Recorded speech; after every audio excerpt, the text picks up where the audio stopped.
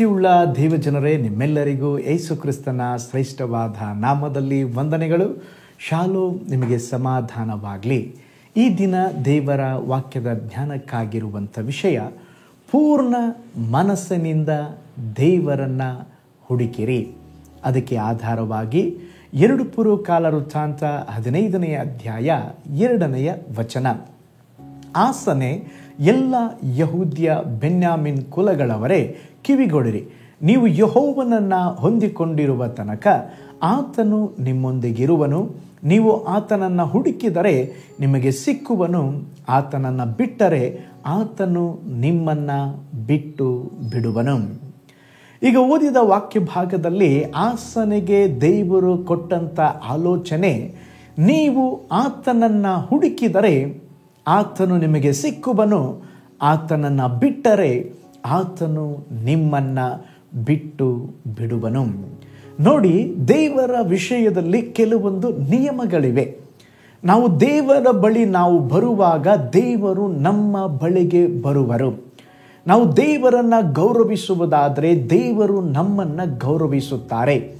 ದೇವರ ನಾಮವನ್ನು ನಾವು ಮೇಲಕ್ಕೆ ಎತ್ತಿದರೆ ದೇವರು ನಮ್ಮನ್ನು ಮೇಲಕ್ಕೆ ಎತ್ತುತ್ತಾರೆ. ನಾವು ದೇವರ ಬಳಿ ಓಡಿ ಬರುವಾಗ ದೇವರು ನಮ್ಮ ಬಳಿ ಓಡಿ ಬರುತ್ತಾರೆ. ನಮ್ಮಲ್ಲಿ ಅನೇಕ ಜನರು ಮನುಷ್ಯರ ಮೇಲೆ ಆತುಕೊಂಡು ಸಹಾಯಕ್ಕಾಗಿ ಅವರ ಹಿಂದೆ ಇವರ ಹಿಂದೆ ಓಡುತ್ತೇವೆ. ಆದರೆ ಈ ಪ್ರಪಂಚವನ್ನು ಸೃಷ್ಟಿಸಿ ನಿರ್ಮಿಸಿ ಆಳ್ವಿಕೆ ಮಾಡುತ್ತಿರುವಂಥ ಸರ್ವಶಕ್ತನಾದ ದೇವರನ್ನು ಮರೆತು ಬಿಡುತ್ತೇವೆ. ಕೆಲವು ಸಾರಿ ಏನೋ ಕಾಟಾಚಾರಕ್ಕೆ ಮಾತ್ರ ನಾವು ದೇವರನ್ನು ಹುಡುಕುವವರಾಗಿರುತ್ತೇವೆ. ಆದರೆ ದೇವರ ವಾಕ್ಯವನ್ನು ಹುಡುಕಿ ದೇವರನ್ನು ಹಿಂಬಾಲಿಸಿ ಯಾರು ದೇವರನ್ನು ಗೌರವಿಸುತ್ತಾರೋ ಅಂಥವರನ್ನು ದೇವರು ಸನ್ಮಾನಿಸುತ್ತಾರೆ. ಅರಸನಾದಂಥ ದಾವೀದನು ಈ ಸತ್ಯವನ್ನು ತಿಳಿದು ತನ್ನ ಮಗನಾದಂಥ ಸೊಲೊಮೋನನಿಗೆ ಹೀಗೆ ಆಲೋಚನೆ ಕೊಡುತ್ತಾನೆ. ಏನಂತ ಹೇಳಿದ್ರೆ, 1 ಪೂರ್ವಕಾಲವೃತ್ತಾಂತ 28:9ನೇ ವಚನದಲ್ಲಿ ನಾವು ನೋಡಬಹುದಾಗಿದೆ.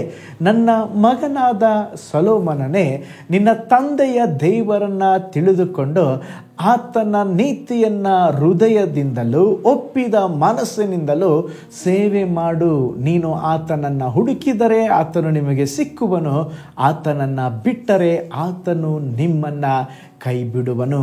ಪ್ರೀತಿಯುಳ್ಳ ದೇವಜನರೇ, ಪ್ರಿಯ ಪೋಷಕರೇ, ನಿಮ್ಮ ಮಕ್ಕಳಿಗೆ ದೇವರ ವಾಕ್ಯವನ್ನು ಬೋಧಿಸ್ರೆ, ಅವರನ್ನು ಸರಿಯಾದ ದಾರಿಯಲ್ಲಿ ಬೆಳೆಸರೆ, ಅದು ಮಾತ್ರವಲ್ಲ, ಅವರ ಜೀವಿತದಲ್ಲಿ ದೇವರ ಬಲವನ್ನು ಹೊಂದಿಕೊಂಡು ದೇವರನ್ನು ಸನ್ಮಾನಿಸುವುದಕ್ಕೆ ಕಲಿಸಿಕೊಡ್ರೆ, ಆ ವಿಧದಲ್ಲಿ ನಾವು ಮಕ್ಕಳಿಗೆ ಕಲಿಸಿ ಆ ಮಾರ್ಗದಲ್ಲಿ ನಡೆಸುವುದಾದರೆ ಮಕ್ಕಳು ದೇವರ ಆಶೀರ್ವಾದಗಳನ್ನು ಪಡೆದುಕೊಳ್ಳಲಿಕ್ಕೆ ಸಾಧ್ಯವಾಗುತ್ತದೆ.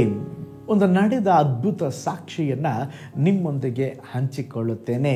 ಒಬ್ಬ ದೈವ ಸೇವಕರು ಒಳ್ಳೆ ರೀತಿಯಲ್ಲಿ ಸೇವೆ ಮಾಡುತ್ತಾ ಇದ್ದರು. ಒಂದು ಸಾರಿ ಕುಟುಂಬವಾಗಿ ಅವರು ಕಾರಿನಲ್ಲಿ ಹೋಗುವಾಗ ಅಪಘಾತವಾಗಿ ಮಗಳನ್ನು ಕಳೆದುಕೊಂಡು ಬಿಟ್ಟರು. ಅವರಿಗೆ ಅವರ ಜೀವಿತದಲ್ಲಿ ಒಂದು ವೇದನೆ ಕಾಡಲಿಕ್ಕೆ ಆರಂಭಿಸಿತು. ನಾವು ಇಷ್ಟೆಲ್ಲ ಸೇವೆ ಮಾಡುತ್ತಿದ್ದೇವೆ, ದೇವರನ್ನು ಹುಡುಕುತ್ತಾ ಇದ್ದೇವೆ, ಯಾಕೆ ಇದು ನಮಗೆ ಸಂಭವಿಸಿತು ಎಂಬಂಥ ಒಂದು ಪ್ರಶ್ನೆ ಇದ್ದರೂ ಕೂಡ ಅದರ ಮಧ್ಯದಲ್ಲಿ ದೇವರನ್ನು ಬಿಡದೆ, ದೇವರನ್ನು ದೂಷಿಸದೆ, ದೇವರಿಗೆ ಗುಣಗುಟ್ಟದೆ ತಿರುಗಿ ಅವರು ಮುಂಚೆಗಿಂತಲೂ ಹೆಚ್ಚಾಗಿ ದೇವರನ್ನು ಹುಡುಕಿ ದೇವರ ಸೇವೆಯನ್ನು ಮಾಡಿದಾಗ ದೇವರು ಇನ್ನೂ ಹೆಚ್ಚಾದ ಬಲವನ್ನು ಕೊಟ್ಟು ಕೃಪೆಯನ್ನು ಕೊಟ್ಟು ಅದುವರೆಗೂ ಮಾಡುತ್ತಾ ಇದ್ದಂಥ ಸೇವೆಗೆ ಇನ್ನೂ ಹೆಚ್ಚಾದ ರೀತಿಯಲ್ಲಿ ಸೇವೆ ಮಾಡಲಿಕ್ಕೆ ದೇವರು ಅವರಿಗೆ ಕೃಪೆಯನ್ನು ಕೊಟ್ಟರು. ಪ್ರೀತಿಯುಳ್ಳ ದೇವಜನರೇ, ನಮ್ಮ ಜೀವಿತದಲ್ಲಿ ಸಹ ಪರಿಸ್ಥಿತಿಯನ್ನು ನೋಡಬೇಡ್ರೆ, ಸಂದರ್ಭಗಳನ್ನು ನೋಡಬೇಡ್ರೆ, ಸಮಸ್ಯೆಗಳನ್ನು ನೋಡಬೇಡ್ರೆ, ದೇವರನ್ನು ನೋಡ್ರಿ. ಪೂರ್ಣ ಮನಸ್ಸಿನಿಂದ ನೀವು ದೇವರನ್ನು ಹುಡುಕುವಾಗ ನಿಮ್ಮ ಬಾಳಿನಲ್ಲಿ, ನಿಮ್ಮ ಜೀವಿತದಲ್ಲಿ ದೇವರು ಅದ್ಭುತ ಮಾಡುತ್ತಾರೆ. ಇವತ್ತು ದೇವರು ನಮಗೆ ಕೊಡುವಂಥ ಒಂದು ಆಲೋಚನೆ, ನಾವು ಕರ್ತನನ್ನು ಹುಡುಕಿದರೆ ಕರ್ತನು ನಮಗೆ ಸಿಗುತ್ತಾರೆ. ಕರ್ತನನ್ನು ಬಿಟ್ಟರೆ ಆತನು ನಮ್ಮನ್ನು ಬಿಟ್ಟು ಬಿಡುವನು. ಹಾಗಿರುವುದಾದರೆ ಸ್ವಾಮಿ, ನಾನು ನಿನ್ನನ್ನು ಬಿಡದೆ ಗಟ್ಟಿಯಾಗಿ ಹಿಡಿದುಕೊಂಡು ಇನ್ನೂ ನಿಮಗಾಗಿ ನಾನು ಜೀವಿಸಬೇಕಪ್ಪ, ನನಗೆ ಕೃಪೆಯನ್ನು ಕೊಡ್ರಿ ಎಂಬುದಾಗಿ ನಾವು ಕರ್ತನ ಸಮ್ಮುಖದಲ್ಲಿ ನಾವು ಪ್ರಾರ್ಥನೆ ಮಾಡಿಕೊಳ್ಳೋಣ. ಕಣ್ಗಳನ್ನು ಮುಚ್ಚೋಣ, ಪ್ರಾರ್ಥನೆ ಮಾಡೋಣ.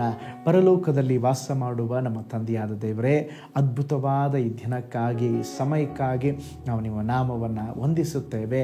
ಈ ದಿವಸ ನಿಮ್ಮ ವಚನಗಳನ್ನು, ವಾಕ್ಯಗಳನ್ನು ಧ್ಯಾನಿಸಿದ ಹಾಗೆ ಪೂರ್ಣ ಮನಸ್ಸಿನಿಂದ ನಿಮ್ಮನ್ನು ಹುಡುಕುವಂತೆ ದೇವರೇ ಸ್ತೋತ್ರ, ನಿಮ್ಮನ್ನು ಬಯಸುವಂತೆ ನಮಗೆ ಸಹಾಯ ಮಾಡ್ರಿ.